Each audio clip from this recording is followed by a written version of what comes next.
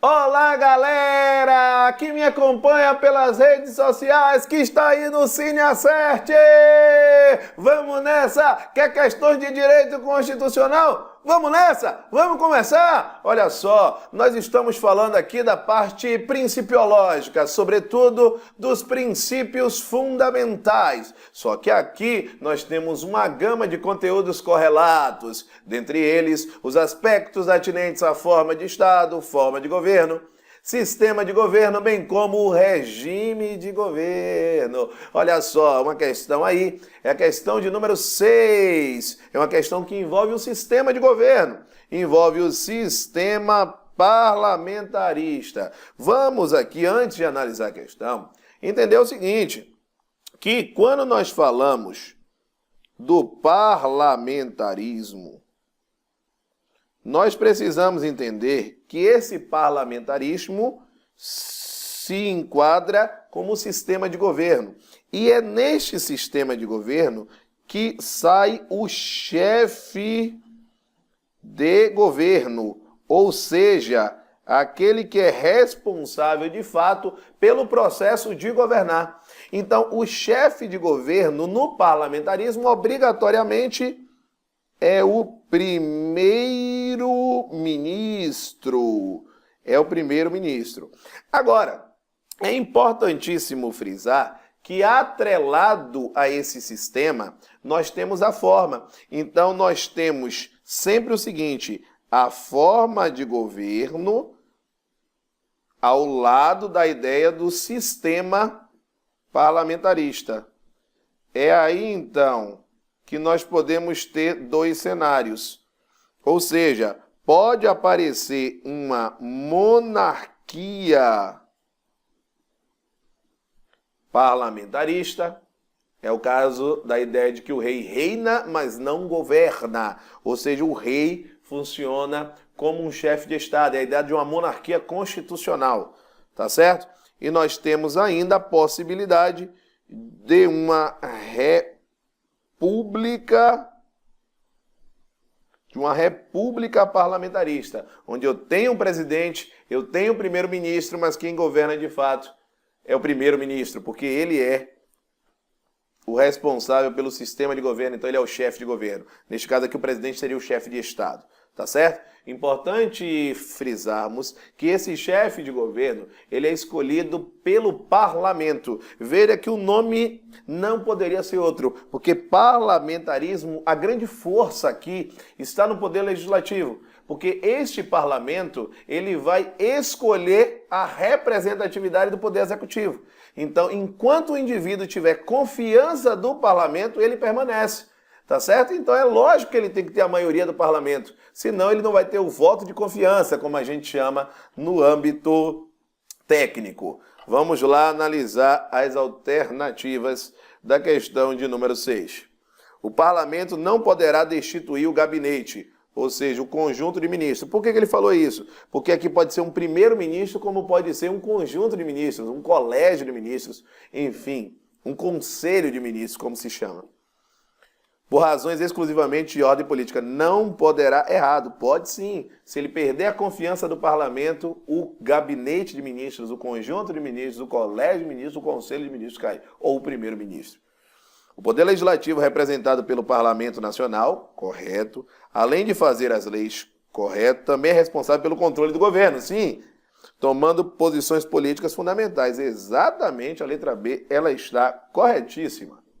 Letra C, as funções executivas serão desempenhadas por um primeiro-ministro, sim, que poderá ou não ser escolhido pelo partido com maior representação. Errado, porque se não é um partido com maior representação, automaticamente ele não vai ter a maioria do parlamento, então ele não pode permanecer, então não faz sentido dele ter sido escolhido. Vamos para a letra D. Os países com sistemas parlamentares são sempre monarquias constitucionais. Na verdade, aqui o sistema é parlamentarista.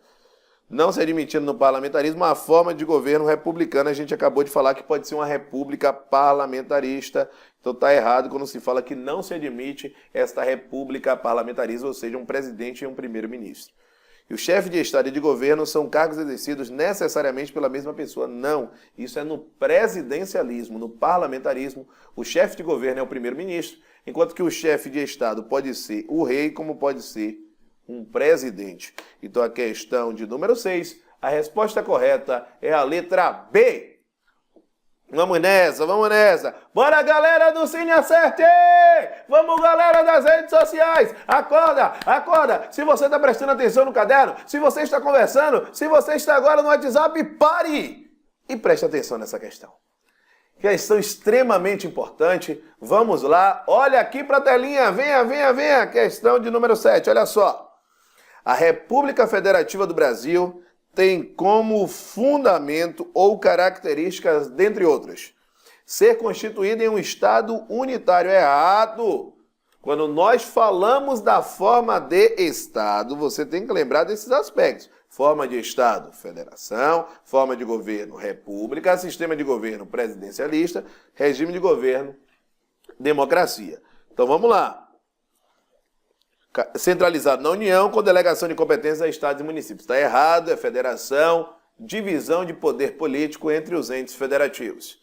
A separação de poderes seja como forma de garantir a proteção das liberdades individuais contra os excessos da concentração de poderes. Sim, o objetivo do princípio da separação de poderes é permitir, é possibilitar um controle recíproco entre os poderes, quanto como forma de expressão da divisão de tarefas estatais. Está perfeita a letra B. Ou seja, você divide tarefas e, ao mesmo tempo, você permite um controle recíproco entre os poderes que foram designados. C.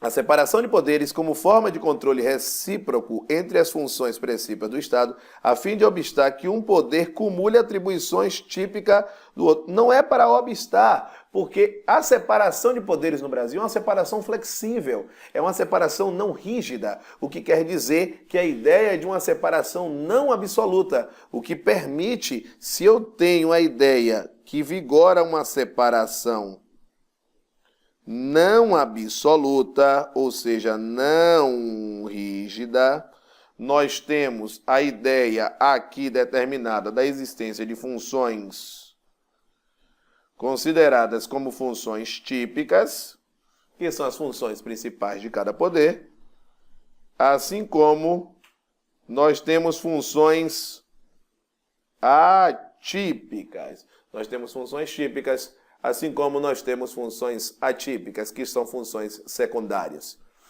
Então, veja que a C ela está equivocada. D. Federalismo de cooperação, estabelecendo-se hierarquia baseada na prevalência de interesse. Não existe hierarquia entre os entes federativos, pela extensão de abrangência territorial, de modo a União figurar em primeiro plano, seguida dos estados e Distrito Federal, e após municípios, que detêm a menor porção territorial. Só que está errado, porque não existe hierarquização entre esses entes federativos. E a democracia liberal, com plena liberdade de iniciativa e ausência de regulação estatal. Está errado.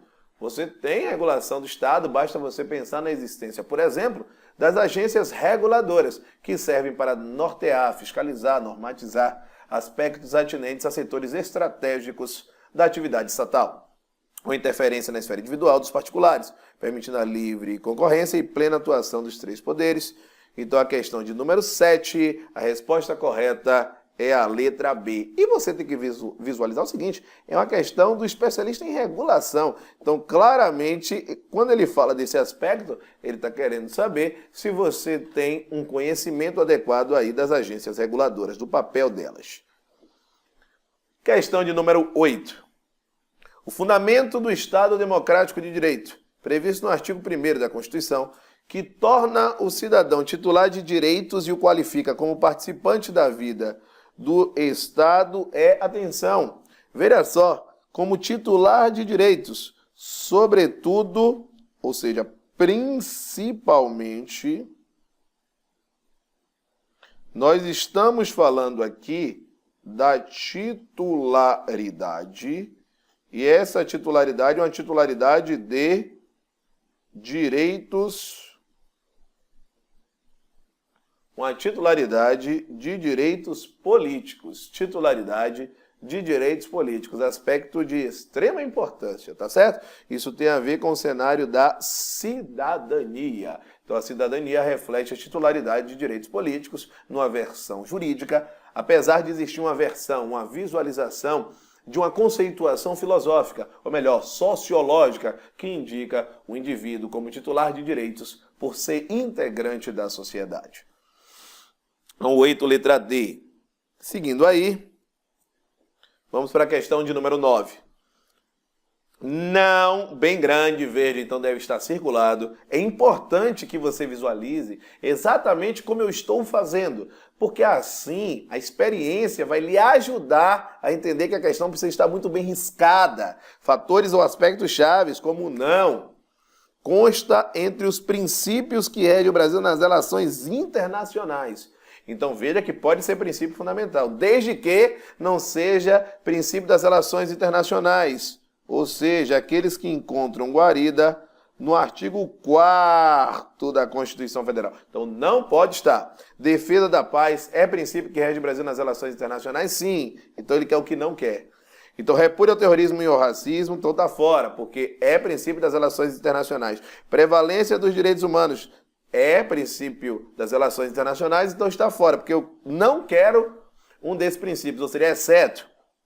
Redução das desigualdades regionais na América Latina. Veja que aqui houve uma mistura, porque é redução das desigualdades regionais e isso se configura como o cenário de um objetivo fundamental. Se enquadra como objetivo fundamental, então veja que essa já é a resposta da questão de número 9. E autodeterminação dos povos é princípio das relações internacionais, então não poderá estar inserido aqui neste aspecto, tá certo? Vamos lá, 9, letra D. E para que a gente possa fechar mais esse bloco de questões, vamos para a questão de número 10. Erradicar a pobreza e a marginalização. Veja que essas grandes frases estão ligadas a objetivos fundamentais. Esses objetivos a serem cumpridos se qualificam como normas programáticas.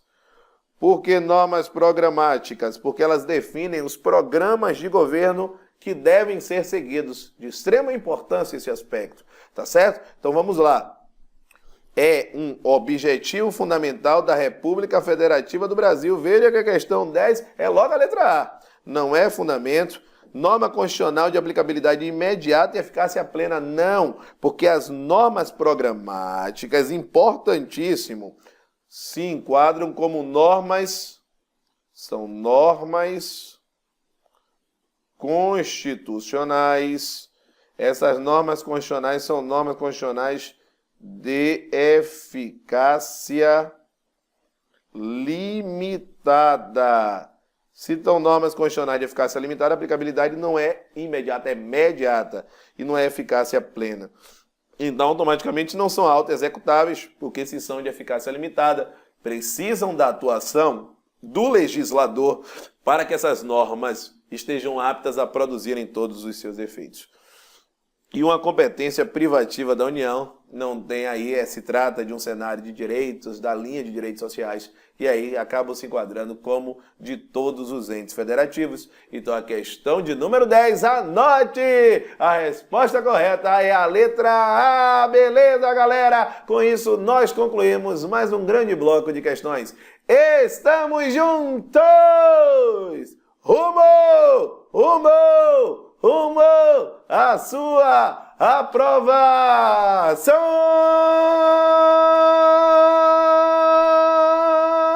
Valeu, galera! Estamos juntos! Valeu! Grande abraço!